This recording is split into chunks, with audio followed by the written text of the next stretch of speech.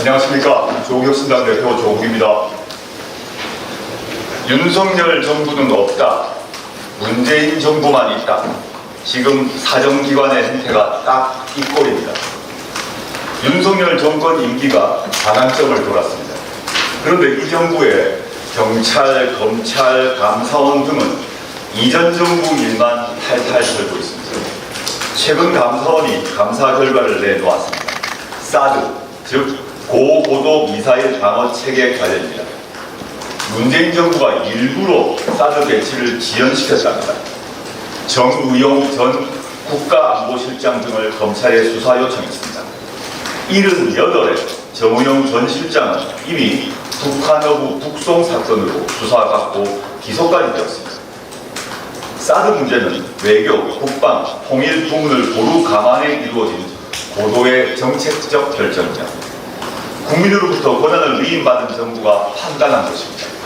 그런데 현 시점에서 현 정권의 시각으로 들여다봅니다. 그리고 잘못했다고 단죄하려 합니다. 다음 정권에서 윤석열 정권의 연금, 의료, 노동개혁 등을 똑같은 기준으로 감사하고 수사해도 할 말이 없게 되었습니다. 절차적 문제도 있습니다. 최고 의사결정기구인 감사위원회를 거치지 않고 수사 요청을 했습니다. 이런 일은 도주나 증거인멸 우려가 있을 때나 합니다. 감사원은 대통령 직속기구이자 독립기구입니다. 지휘감독을 받지 않아야 합니다. 대통령 보고 여부도 감사원이 정합니다. 그런데 이 정부 들어 감사원은 완전히 망가졌습니다. 정권의 하순이 되어 회복 불능 상태가 되었습니다. 최재해 감사원장이 2022년 7월 국회에서 감사원은 대통령 국정 운영을 지원하는 기관이라고 했을 때 이미 알아보았습니다. 유병호 감사위원은 감사원 사무총장 때 돌격대장으로 불렸습니다. 문재인 정부 표적 감사를 밀어붙여서 붙은 별명입니다. 감사원은 비무장지대 감시 초소 철수 사업도 들여다보고 있답니다. 검찰은 더합니다. 가히 전방위적인 먼지떨이식 수사를 계속 전개하고 있습니다. 문재인 대통령을 겨냥해 전 사위 채용 관련 수사가 진행 중입니다. 문 대통령 딸 다혜 씨와 전 사위 재정 지원도 수사 대상입니다.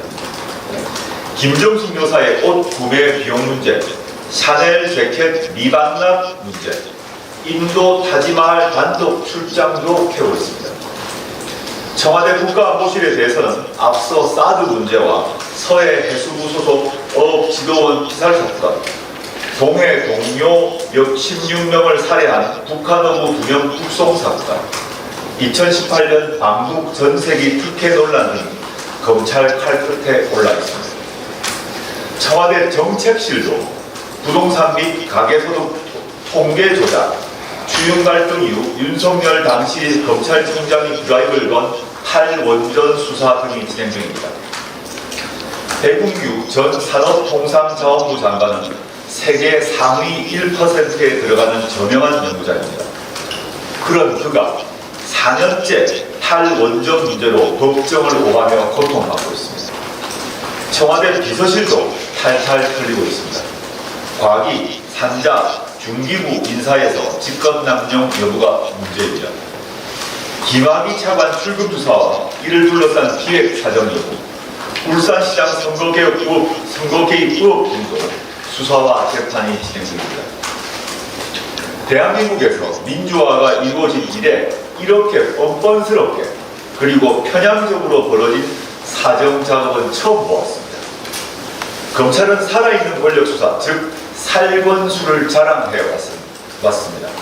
그런데 알고 보니 과권수, 과거 권력만 수사하는 쫄보들입니다.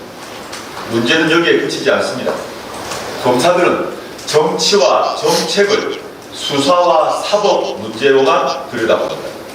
민주적 정당성을 가진 선출된 권력이 국민과 전문가 의견을 듣고 판단한 정책에 대해 절차상 하차를 파헤치고 반대파들의 비난을 받아들이고 수사선상에 놓고 재판정으로 끌고 갑니다.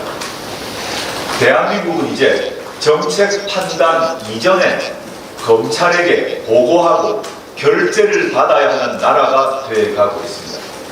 도대체 이게 옳습니까? 연설 한 대목을 들려드리겠습니다. 내부의 적과 외부의 적이 들끓고 있는 지금 우리나라에는 법과 질서가 필요합니다. 법과 질서가 없다면 우리나라는 살 수가 없습니다. 누가 한 말인 줄 아십니까? 아돌프 히틀러가 1932년에 한 연설입니다. 법과 질서만 내세우는 자들은 그것 말고는 국민을 설득할 방법을 갖지 못합니다. 그리고 그들은 법과 질서에 의해 단죄될 것입니다. 바로 탄핵입니다.